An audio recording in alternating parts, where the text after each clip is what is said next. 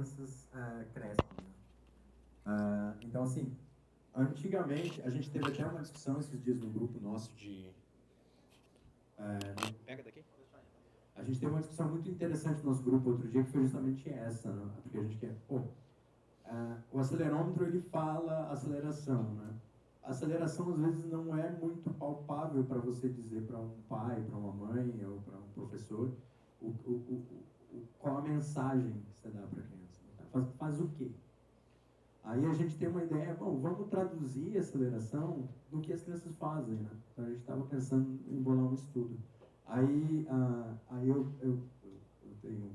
tenho 38 anos, né? Eu nasci em 86, e aí eu lembrei o que eu fazia quando era criança, né? Aí eu brincava, né? Corria, brincava de pega-pega, polícia e ladrão, aquelas atividades bastante intermitentes, né? Corre, para, sobe em árvore, aquela coisa toda. E aí eu perguntei pro pessoal ali, né, a geração mais nova lá do grupo, falei, tá, e hoje em dia, né, o que as crianças fazem? Como que a gente bola um estudo para traduzir aceleração em movimento? Aí eles falaram, eita, professor, hoje as crianças não fazem, as crianças ficam no TikTok, né, tem muita dancinha de TikTok, e as crianças ficam muito no celular. E isso, para mim, a gente ainda não percebeu o problema que é isso. Eu acho que, o Felipe também, a gente já tem discutido bastante sobre, que é nos próximos, sei lá, uma década, mais ou menos, as crianças elas não vão ter, os adolescentes do futuro, eles não terão essa vivência que eu chamo de dicionário motor, né?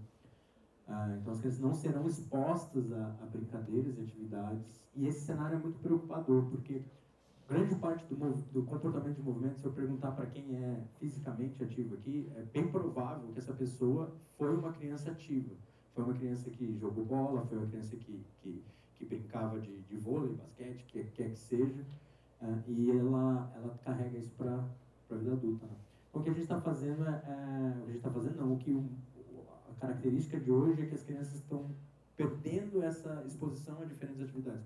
E aí, eu acho, né, isso é algo que eu não li sobre, mas eu penso que a variedade é muito importante. Eu acho que a gente deveria dar um cardápio para essa criança adolescente de coisas que ela pode fazer, né? E por isso que eu gosto bastante dessa ideia do aconselhamento, da conversa, da entrevista motivacional, né? Porque a gente não fala para a criança correr mais, né? Como é que a criança vai correr mais? A gente não fala isso, né? A gente pergunta, né, o que ela gosta, o que é possível, e dentro desse contexto, quem sabe, no futuro, desenvolver, né, um cardápio de atividade física, um cardápio de opções que ela pode fazer na casa, na escola ou em qualquer outro lugar, nos parques, né? Mas, de fato, me preocupa muito esse cenário da forma com que as coisas estão acontecendo.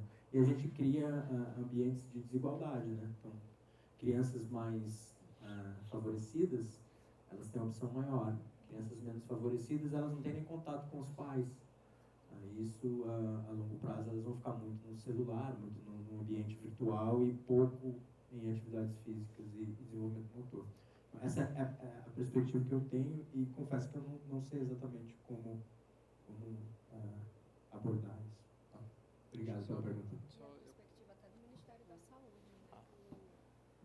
Aquele documento que eu mostrei, do tratamento da obesidade na atenção primária à saúde, um dos focos dele é resgatar as brincadeiras tradicionais.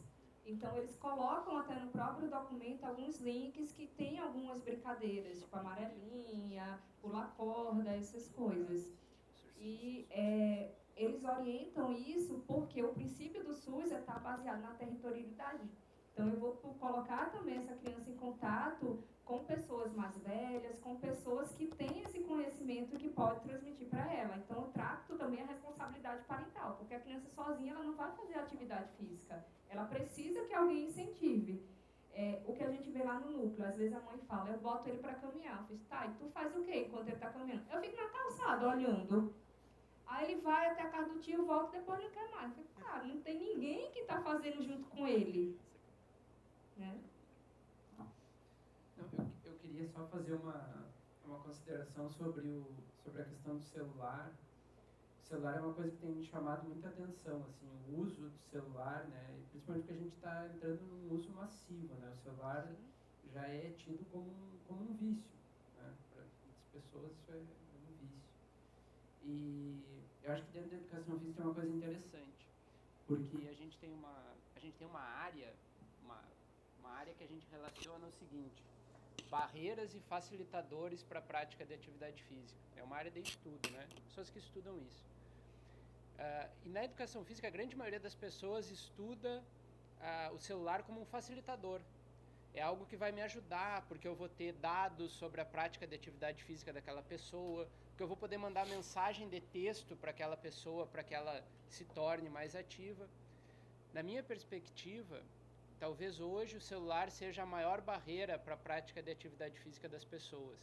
O que as pessoas relatam é que a maior barreira é o tempo.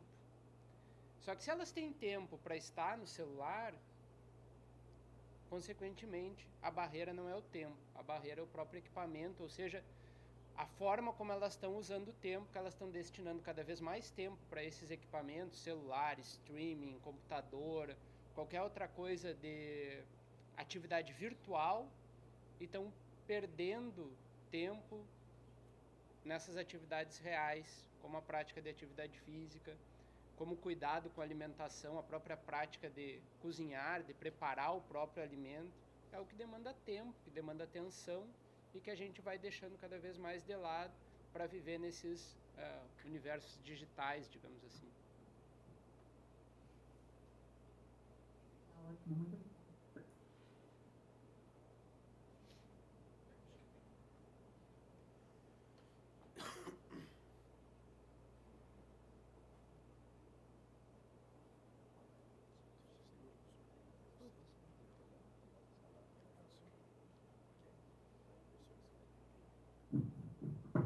Alô, meu nome é Viviane, eu sou estudante de nutrição aqui da UFRN.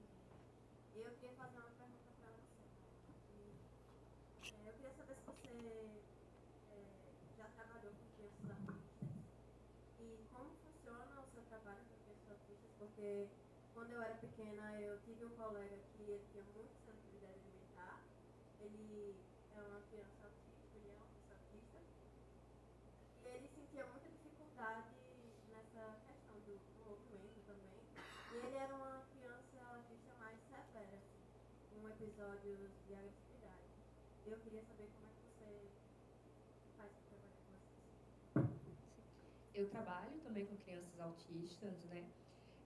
E aí, quando a gente olha para a criança autista, a obesidade ela vai ter outros fatores associados.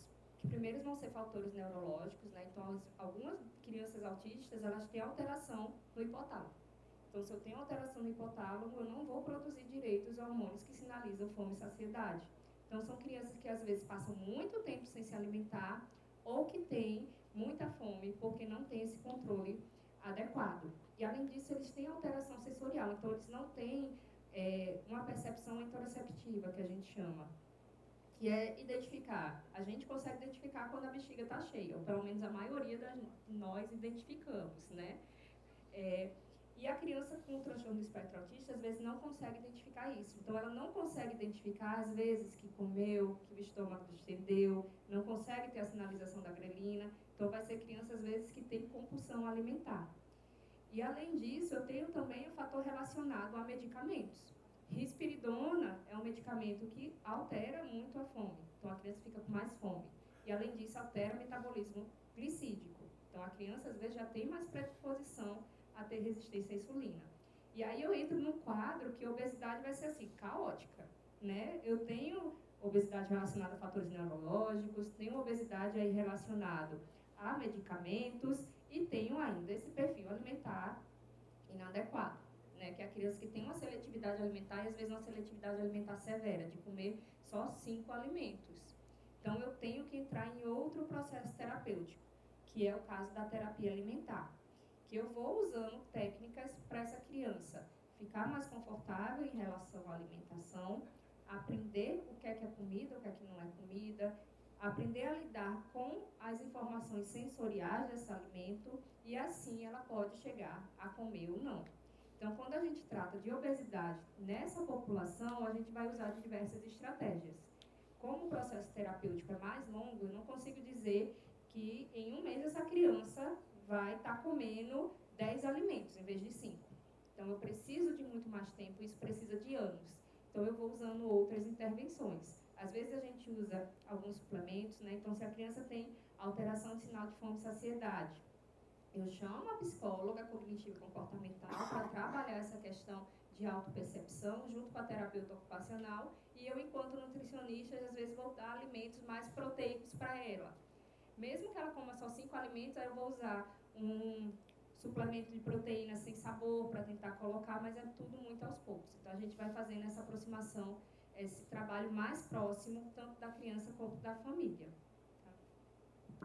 Tá? Por nada.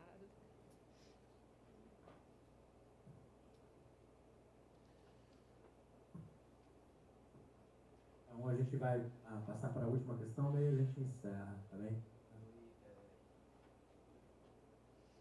Oi, bom dia a todos. Meu nome é Daniel, sou exército do curso mestrado, aqui do programa, da UFRN. E eu primeiro gostaria de parabenizar a todos, né, pelas excelentes apresentações. E gostaria de perguntar para a professora com relação a crianças que têm bastante seletividade alimentar, né, que são hiperseletivas. Antes de fazer todas essas estratégias que você passou, que você mostrou, talvez, por exemplo, modificar o ultraprocessado, talvez escolher o ultraprocessado menos prejudicial, por exemplo, uma caixinha lá de suco que tem 40% de suco de fruta, um empanado, por exemplo, que no lugar de ter frango mecanicamente processado, tem 100% feito de carne de frango. Seria uma estratégia inicial antes de começar a incluir frutos, incluir alimentos mais saudáveis para as crianças. Sim. Então, eu parto da premissa que não existe ultraprocessado do bem. Né? Todo ultraprocessado ele vai ter ali algum aditivo químico, alguma coisa. Pense bem. Se eu fizer um suco de uva, ele vai durar ali no máximo 4 horas. O suco de uva da garrafa dura 1 ano. Né? Então, tem alguma coisa ali dentro e muitas vezes alguns compostos que são neurotóxicos. Mas aí a gente usa a redução de dano. O meu objetivo final é que essa criança não coma ultraprocessado. E a gente faz isso até em criança neurotípica também. Por exemplo, lá no núcleo, tem muitas crianças que vêm com café da manhã, que é composto lácteo, com achocolatado, com biscoito ultraprocessado. Se eu mudar e falar, agora tu vai comer uma tapioca e não vai ter suco, né? Porque a gente demoniza suco, nutricionista demoniza suco, então não vai ter suco. E vai colocar um ovo. Nada disso essa criança come. Vai há anos sem comer isso. Então, eu vou fazendo a redução de danos. Tá? Então, primeiro vamos colocar aqui, vamos tirar o composto lácteo e colocar um leite integral? Vamos agora colocar um achocolatado 50% cacau? E aí, depois eu vou até chegar ao cacau. Para crianças neurotípicas, né, com autismo ou algum outro transtorno, a gente tem que ir com calma. Porque muitas vezes, se o Nescau mudar a embalagem, essa criança não come. Então, às vezes, enquanto nutricionista, eu vou lá e adequo o plano alimentar com Nutella, com pizza, porque é o que a criança come. E se eu adequar ali a oferta de macronutrientes, eu já vou ter adequação energética e o resto é suplemento. Né? Então, eu uso essa estratégia, mesmo sabendo que o perfil não está saudável, e vou fazendo a terapia alimentar. E conforme eu for ganhando, eu vou modificando o plano alimentar dele. Tá? É bem complexo. Pequena relação. Podemos dizer que, não só o professor Ricardo, como a professora Maiara também, a correlação direta entre o jovem ou a criança ter uma prática de atividade física rotineira, essa conscientização e, obviamente, uma boa alimentação, uma coisa consegue puxar a outra. Claro. Tem estudos voltados para isso? Sim. Esses fatores de risco, eles tendem a agrupar, né? Então, crianças que comem mal, geralmente tendem a fazer menos atividade física. Mas eu acho que tem uma camada para cima, né? Que são os determinantes sociais da saúde. Então, assim, as crianças que vêm de um background familiar mais relativamente mais rico, digamos assim, né? Eles tendem a ter um estilo de vida mais saudável, né? E as crianças que vêm de uma classe socioeconômica menos privilegiada, eles tendem a ter mais fatores de risco, inclusive dieta, atividade física, tempo sedentário, etc. Essa seria a leitura da pergunta, mas boa pergunta. isso também entra, né? Lá no núcleo, a gente vê muita dificuldade em perder peso em população de menor renda. Tem gente lá que vive só com a Bolsa Família, né? E mora em bairros perigosos. Então, muitas mães falam pra gente, olha, eu não deixo meu filho correr na rua porque, às vezes, está tendo um tiroteio. Então, eu tenho que ficar dentro de casa, né? E aí, a gente, às vezes, tenta trabalhar, e aí, dentro de casa, o que é que tu consegue fazer, né? Tem essa questão do celular. Então, a gente ajusta o tempo de tela, ajusta o horário da criança dormir, vai ajustando várias coisas para tentar ter um perfil mais saudável. E aí a alimentação, a atividade física vai tanto regular a ingestão energética, como o contrário. Se eu tenho uma criança que tem um perfil alimentar mais insalubre, né, vamos assim dizer, essa criança não vai ter ferro. Então, como é que eu quero que a criança esteja ali no nível máximo de atividade física, 60 minutos por dia, se a criança não tem nem carreador de oxigênio direito no corpo? Né? Como é que eu vou querer que essa criança seja mais ativa se ela faz só 2 refeições por dia? Então, tem esses fatores sociais e estão todos correlacionados, o fator social com a qualidade da dieta e da atividade física. Então é isso, pessoal. Obrigado pela presença de todos e todas. A gente